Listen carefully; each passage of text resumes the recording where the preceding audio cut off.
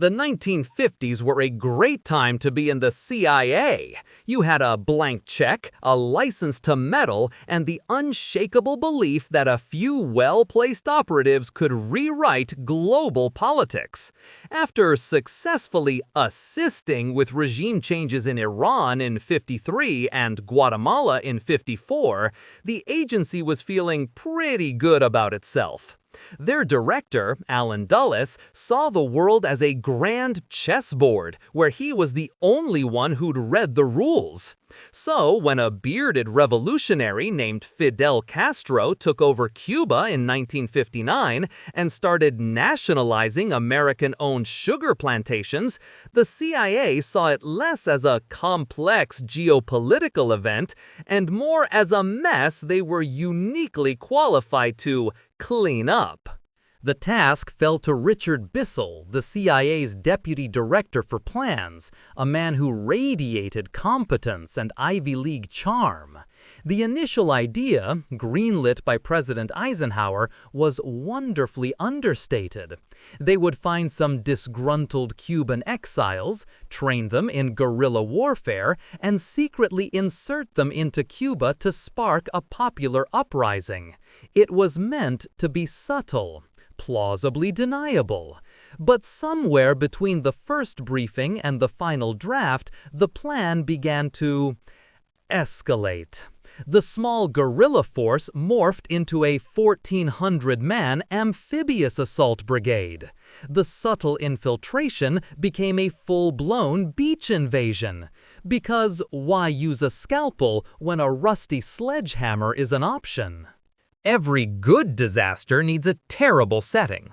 The CIA chose Baja de Cochinos, the Bay of Pigs. On paper, it looked okay. It was remote, sparsely populated, and had a small airfield they planned to capture. This was the sales pitch to the new president, John F. Kennedy. What they forgot to highlight in the brochure was the razor-sharp coral reef system that would tear the bottoms out of their landing craft. Or that the escape route to the mountains was 80 miles away through an impenetrable swamp. Or that the entire area was serviced by a single, easily defended road. It was less a strategic beachhead and more a geographic kill box. The invasion's success hinged on one critical assumption, that the moment Brigade 2506 hit the beach, the Cuban people would spontaneously rise up against Castro. This was based on, well, it's not entirely clear.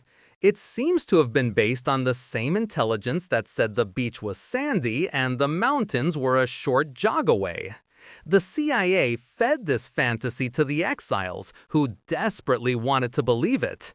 In reality, Castro was actually quite popular, especially after kicking out foreign corporations and mob-run casinos.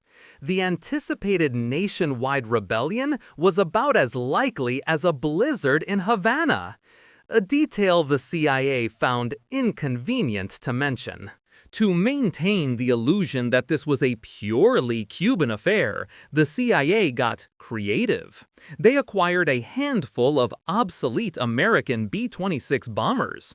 Then, they painted them with fake Cuban Air Force markings.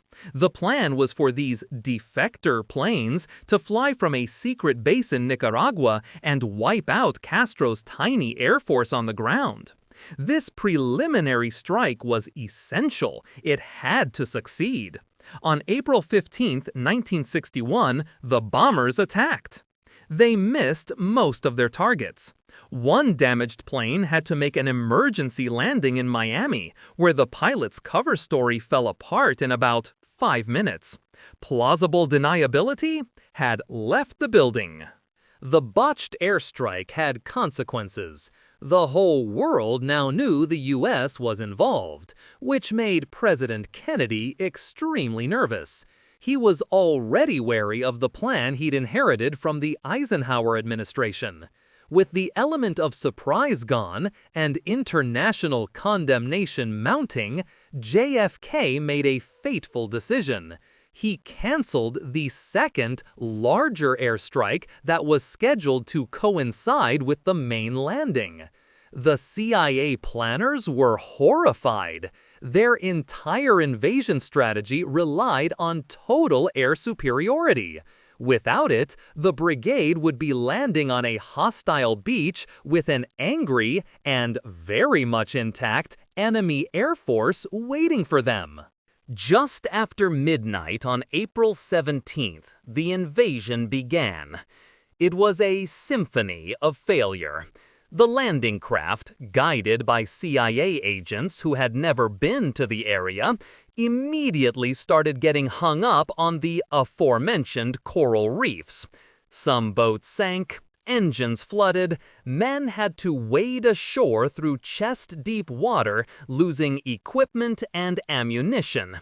To make matters worse, coastal patrol forces spotted them almost instantly.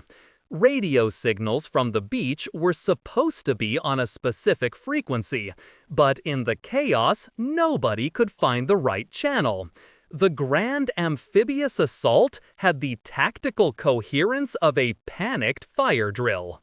The CIA had predicted it would take Castro's forces at least 72 hours to mount a serious counterattack. It took him about 2. Fidel himself took personal command, directing his troops towards the single road leading to the beachhead.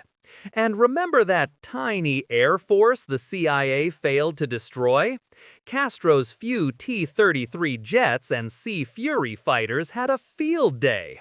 They strafed the invaders on the beach and, most critically, they sank 2 of the brigade's supply ships. The Houston and the Ro Escondido went down, taking most of the ammunition, food, and medical supplies with them. The invasion was now officially on a clock. Back in Washington, panic was setting in. Bissell and Dulles begged Kennedy to authorize U.S. air support from the nearby carrier, the USS Essex. Kennedy reluctantly agreed to a very limited engagement. 6 unmarked jets could fly for 1 hour to provide cover for a new B-26 strike flown by the exiles. It was a plan that required perfect timing. Naturally, it was messed up. Due to a time zone mix-up, yes, really, a time zone mix-up between Nicaragua and Cuba, the B-26s arrived an hour early. The U.S. Navy jets were still on the carrier deck. Castro's planes shot down the unprotected bombers, which included 4 American CIA pilots flying in desperation. The last hope was gone. Out of ammo, without air cover, and completely surrounded, Brigade 2506's fight was over. For 3 days, they had fought bravely against impossible odds, fueled by promises that turned out to be hollow. By April 19th, it was done. Those who weren't killed were captured. Over 1,200 men were rounded up by Castro's forces. The grand liberation of Cuba ended with the invaders being paraded on Cuban television as proof of American aggression. The CIA's secret war had become the world's most public embarrassment.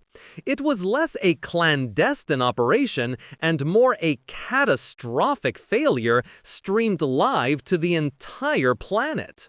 The aftermath was a festival of finger-pointing.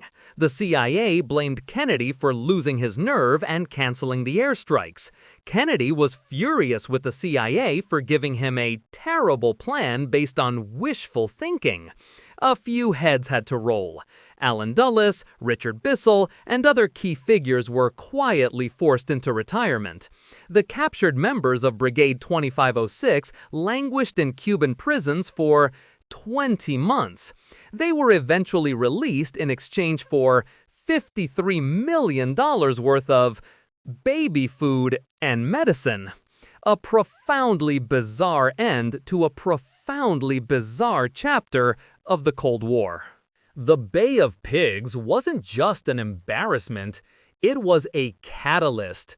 It pushed Castro, who wasn't a committed Soviet ally before, directly into the arms of Moscow for protection.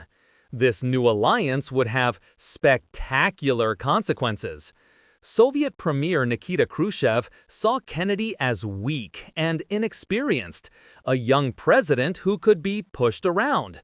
This perception directly emboldened him to place nuclear missiles in Cuba just 1 year later, leading to the Cuban Missile Crisis. The CIA's failed beach party nearly led to the end of the world. It's a stunning example of how a plan born from arrogance can create a problem far worse than the one it was supposed to solve. If you enjoyed this video, please like, comment, and subscribe to our channel for more historical insights. Thanks for watching, nerds!